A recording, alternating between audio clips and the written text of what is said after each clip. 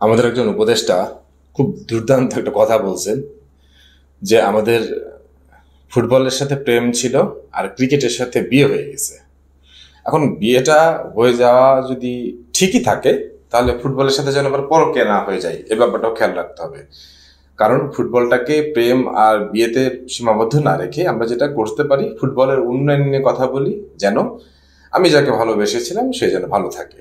ঠিক আছে, সো এই জন্য আমরা আজকে ফুটবলের কিছু উন্নয়ন নিয়ে কথা বলবো। মানে কি করা যায়, কি করা যেতে পারে, কি করা উচিত বা কি করা উচিত না, সেগুলো নিয়ে একটু কথা বলবো। প্রথমেই আমি যে জিনিসটা নিয়ে একটু আলোকপাত করতে চাই সেটা হচ্ছে যে আমাদের একজন দক্ষ এবং সাহসী কোচ দরকার এই মুহূর্তে। আমি বারবার বলছি হাভিয়ার কাবরেরাকে আর দরকার নেই, হি নিড টু বি স্যাকড। এটা একদম মানে স্পষ্ট।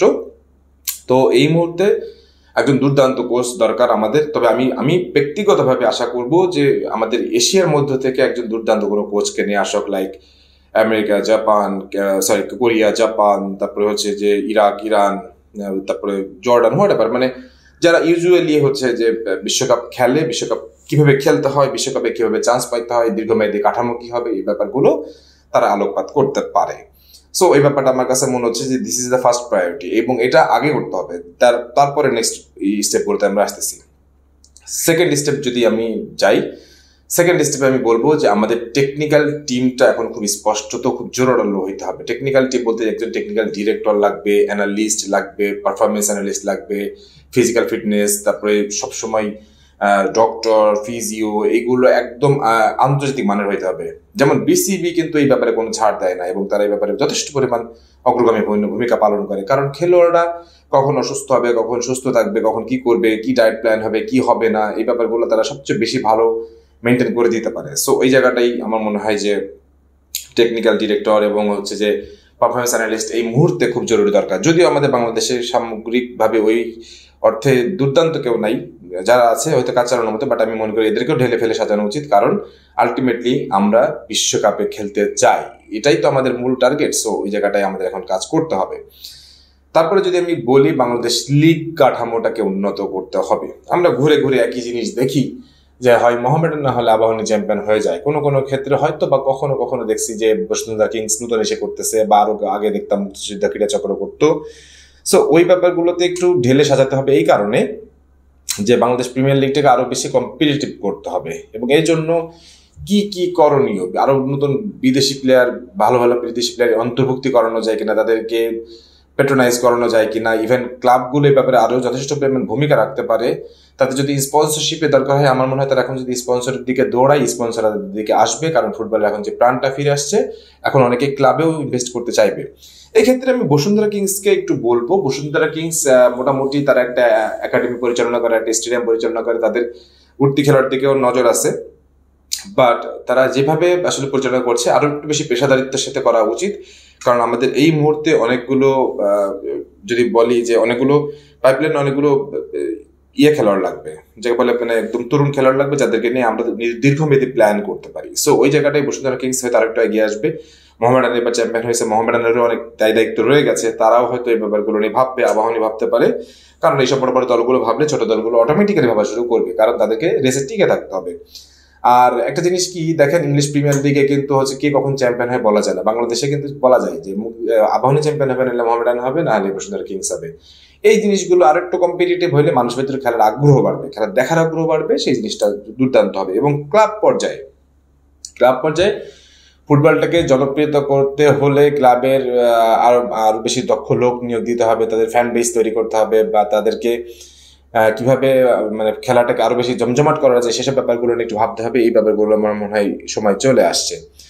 তারপরে আমি একটু বলবো, ক্রীড়া মন্ত্রণালয় বা বাফুফে মিলে একটা যুব ক্রীড়া কাঠামো করতে পারে, যেই জায়গাটা থেকে আমাদের বাংলাদেশের 64টা জেলায় লিগ কাঠামো পরিচালিত হবে। ওই লিগ কাঠামো থেকে অন্তত পক্ষে 64টা জেলা থেকে একজন করে যদি আমরা বাছাই করতে পারি, ওই 64 জনকে গ্রুমিং করে, ট্রেনিং করে, দীর্ঘমেয়াদী প্রশিক্ষণ করে আমরা যদি ওখান থেকে একটা 10 জন 15 জনকেও বাছাই করে নিতে পারি, সেটাও একটা দুর্দান্ত কিছু হবে। কারণ আপনি জানেন না গ্রামের অঞ্চলে কত কত ভালো খেলোয়াড় লুকিয়ে আছে, ক্রিকেটে কিন্তু আমরা সেটা দেখি।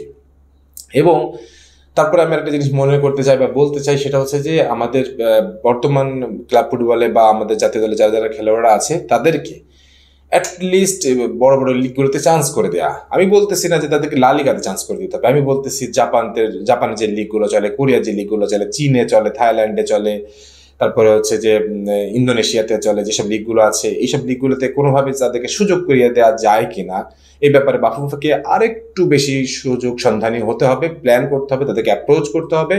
যদি প্রিমিয়ার লিগে তারা না পায়, সেকেন্ড ডিভিশন বা থার্ড ডিভিশন বড় বড় দেশগুলোতে, এগুলোতে তাদেরকে পাঠানোর ব্যবস্থা করা যেতে পারে। কারণ এখান থেকে তারা পেশাদারিত্ব শিখে আসবে, তারা ফুটবল যতটুকু শিখবে তার বেশি শিখবে, পেশাদারিত্ব, ফুড, ডায়েট এগুলো শিখবে। এই ব্যাপারগুলো খুব জোরালো হবে বলে আমার মনে হয়। আর বাফুফের বর্তমানে টাকার কোনো অভাব নেই। ফাদ করিম যেটা বলতেছেন যে প্রচুর স্পন্সরশিপ আসতেছে, তো এই স্পন্সরশিপ গুলো শুধু আসলেই তো হবে না, এই স্পন্সর গুলোকে কাজে লাগাতে হবে। এই স্পন্সরদের কাছ থেকে আপনারা টাকা নেন, আপনারা ভালো একটা একাডেমি করেন, ভালো কিছু মাঠের ব্যবস্থা করেন, ভালো কোনো হচ্ছে টেকনিক্যাল ব্যাপারগুলো ইন্ট্রোডিউস করেন। লাইক হচ্ছে যে আমার যে পুলে যদি আমি করি 40 জন খেলোয়াড় রাখবো, 40 জন খেলোয়াড়ের ফুড হ্যাবিট কি হবে। আমাদের দেশে তো একটা কথা প্রচলিতই আছে যে চিড়া মুড়ি খায় তা ফুটবল হয় না। আমাদের দেশে খেলোয়াড়রা যতটুকু ফুটবল খেলে, বাইরে গেলে ওই সাধারণ জীবনযাপন করে, গরুর মাংস দিয়ে ভাত খাই, আর মনে করেন যে পেট মোটা করে আবার চলে আসে, আবার জিমে এসে কিছুক্ষণ ঘাম ঝরায়, তারপরে জাতীয় দলে নেমে পড়ে। এইভাবে হবে না, ফুড ডায়েট মেনটেন করতে হবে। এই ব্যাপারে বাফুফে আমি মনে করি তাদেরকে স্পেশাল নজরদারিতে রাখতে পারে, খেলোয়াড়দেরকে special training, special grounding, special session করতে পারে, এগুলো করা উচিত। তারপরে যদি আমি বলি সেটা হচ্ছে যে বাংলাদেশের বর্তমানে মানে আধুনিক ট্রেনিং সরঞ্জাম দরকার। আধুনিক ট্রেনিং সরঞ্জাম বলতে আমি বোঝাচ্ছি যে পৃথিবীর বড় বড় দেশ এখন ট্রেনিং সরঞ্জামে অনেক বড় জায়গায় চলে গেছে, সেসব জায়গাগুলোতে আমাদের ইন্ট্রোডিউস হইতে হবে। জিপিএস ট্র্যাকার একটা নিয়ে আসলাম আর সব কিছু হয়ে গেল, ব্যাপারটা এরকম না, আরো অনেক কিছু আছে। হ্যাঁ, মেডিকেল বোর্ড বা আদার্স অনেক কিছু আছে, এগুলো জিনিসগুলো খেয়াল রাখতে হবে। কারণ ফুটবল একটা খেলা না, ফুটবল একটা দৈহিক শক্তির প্রদর্শনীয় বটে। সো ওই জায়গাটায় আরো বেশি নজর দিতে হবে। অ্যান্ড মোরওভার আমি শুধু এইটুকু বলবো যে ফুটবলে যদি ভালো চান, আপনি ভালো চান, বাফুফে ভালো চাইতে হবে। যদি বাফুফে ভালো চাই তাহলে ডেফিনেটলি দীর্ঘমেয়াদী প্ল্যান করবেন, এবং এই ব্যাপারে আমার মনে হয় তাবিদ আউয়াল সাহেব যথেষ্ট পরিমাণ অ্যাক্টিভ আছেন।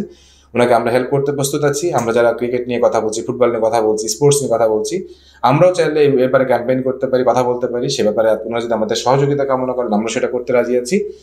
অ্যান্ড লাস্টলি একটা কথা বলবো, বাংলাদেশ জাতীয় দলের একজন দুর্দান্ত সাহসীচিত অধিনায়ক এই মুহূর্তেই দরকার, যিনি কিনা দলটাকে গেঁথে রাখবেন একসাথে, এবং যাকে ঘিরে দলটা পরিচালিত হবে, এবং যাকে মানুষ ভালোবাসবে, ভয় করবে, সম্মান করবে এবং আদর করবে।